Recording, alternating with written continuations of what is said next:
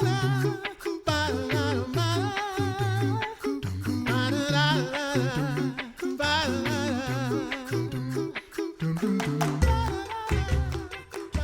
listening to The Coffee Hour. I'm Andy Bates. I'm Sarah Gulseth. It is that time of year when we get to share the story of a great men's event that comes up around this time of year in the spring, and looking forward to sharing that with you today. Thanks to Concordia University, Wisconsin for supporting the Coffee Hour. Find out more about Concordia University, Wisconsin at cuw.edu. Live uncommon. Joining us today, David Vandercar. He's one of the coordinators for the men's gathering. David, thanks so much for joining us today. Thank you for having me. So share with us, we've got to talk about the men's gathering in the past, and we always, unfortunately, make Sarah feel jealous because of all the fun things that, sorry, Sarah. Why a gathering for men? Why the men's gathering, David? Yeah, so kind of talking about the history of the gathering itself, it started out with just my brothers and cousins and our fathers wanting to gather together and just spend some time in fellowship with each other. We all have really busy lives. We all, live in different locations right now and don't often get the chance to come together and spend time in fellowship with each other. So we started, it's actually been about 15 years ago now, had our first gathering. Technically, at that time, we called it the Men's Rendezvous, but some of the guys thought that was a little weird, so we changed the name to the Gathering.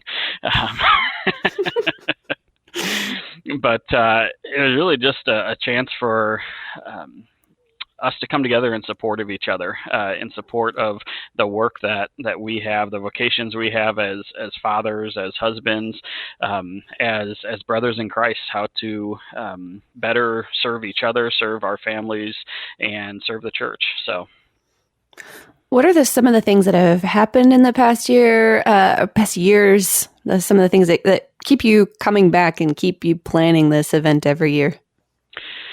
Yeah, so like I said, originally it was just kind of a family thing, and we came together as family members, and then realized how special of a time it was for us to gather and share in that experience, and realized that we didn't want to kind of hold that just to our family. And so that's when we decided to start opening it up as a event that we welcome other men from the community, from the local congregations, area states and everything, and it just kind of has grown from there as guys started participating in it, and we started getting feedback of just how special it was for them to be able to come out to camp, be able to share in that time together, and how refreshing and strengthening it was for them to go back into their lives and do what God has called them to do. So it's been awesome to see how it's grown over the years. I think our first gathering was back in 2012,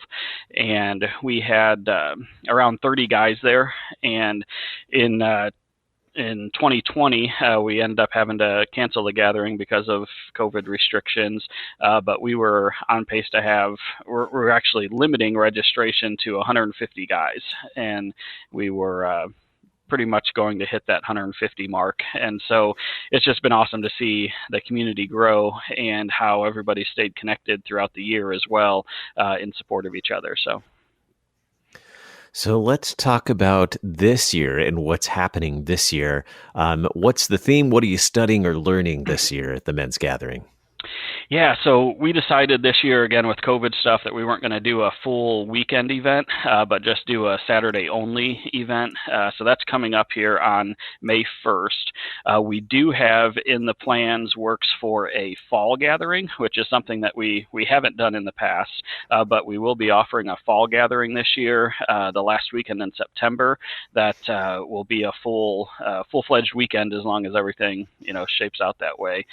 But this year we've got one of our past speakers coming back, Pastor Daniel Lepley, and he is going to be sharing with us about Jesus' parables, and he has a great perspective because he has made multiple trips over to the Holy Land and has a lot of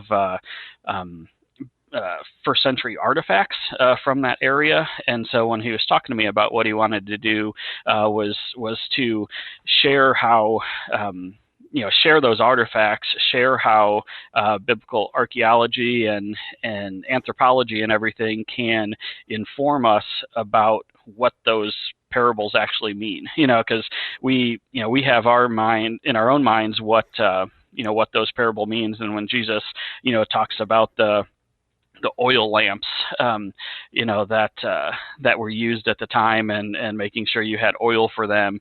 Well, Pastor Lepley said when you actually see what those first century oil lamps look like, it really changes the meaning of that parable in a lot of ways for what our 21st century minds think about. So. That sounds really interesting. I wish I could go. There's Bible study and a lot of other really great events and activities that happen during this weekend as well. Tell us about the lineup of things that are happening.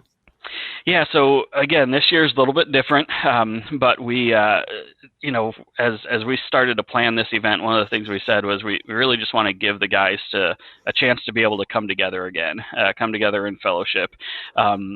With not needing, a lot of our weekends are planned out very heavily, where we have all kinds of different activities that we offer guys to sign up for and guys to do.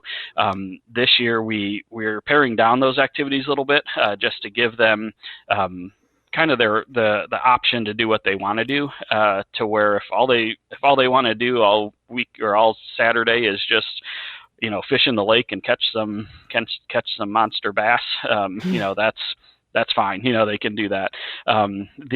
What we are planning on doing, we've got a guy that's going to be coming out and bringing a portable sawmill out, and so we have some manly crafts that we are wanting to do. So these manly crafts, they will start out with that portable sawmill, so we'll actually be able to cut some logs right from the camp property and mill those into some boards, and then we have a router jig that we plan on letting guys make some signs, if they want to make a sign for their workshop or something with their last name on it, be able to carve that into the wood, and just give them that opportunity if that's something they would like to do.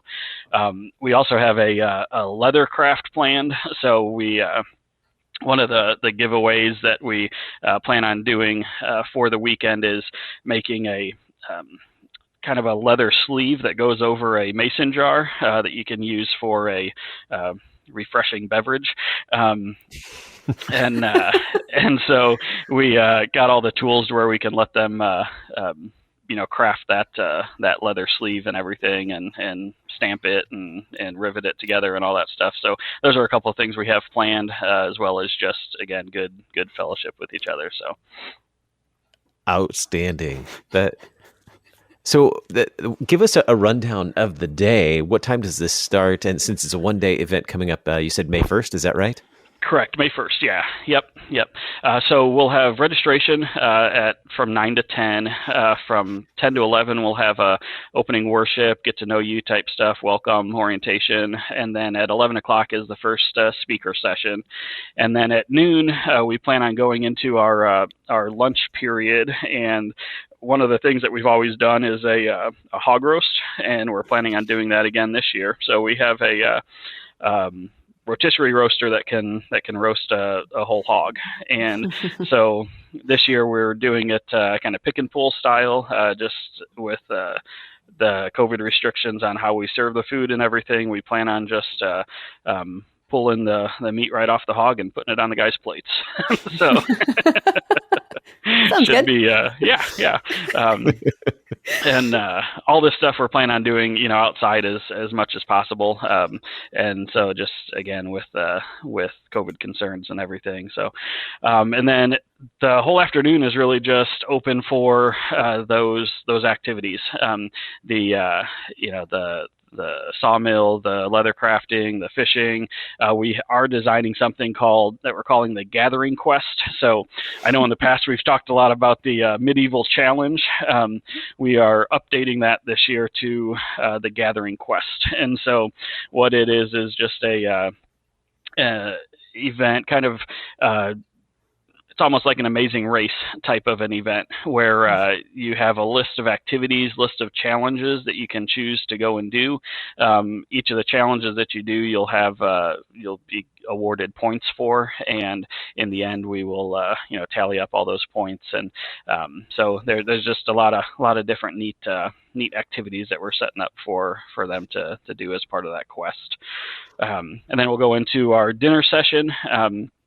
Right now, we're looking at doing a deep fry party again, and so what we'll be offering there, though, is that guys can we'll just give them a fry basket, and they can fill it with whatever type of food that they want to fry, and we will fry it right there for them and dump it right back onto their plate. So it'll be a neat way to make it through that dinner period. And then we have another speaker session after dinner, and then the closing campfire, and plan on departing around 8 o'clock. So that sounds amazing. And don't tell your cardiologist about going to this retreat. Yeah. Is there anything new this year? I mean, obviously a lot of stuff is different, but is there anything new this year for people who have gone before?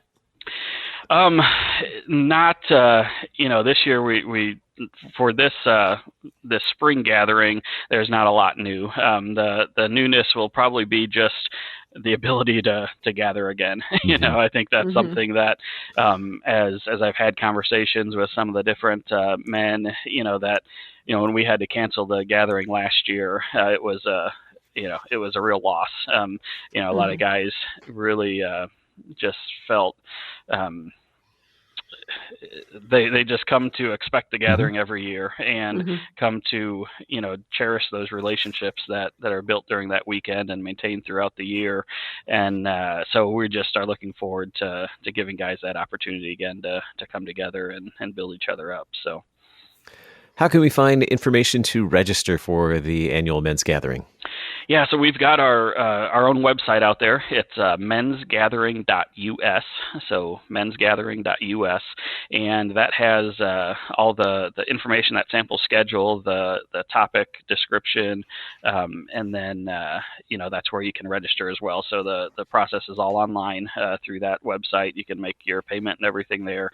It's $50 for the Saturday event, and then there's also on the website information about our past gatherings, and then that's where we will be advertising the fall gathering as well. So very good. Men's gathering coming up May 1st. That means that you probably want to register right away for that, and you may want to get in your annual physical beforehand too, just to make sure that you're ready for all of the fun and the deep fried food. That sounds just like an outstanding day, and some great fellowship, studying the Word and being together in the Word as well.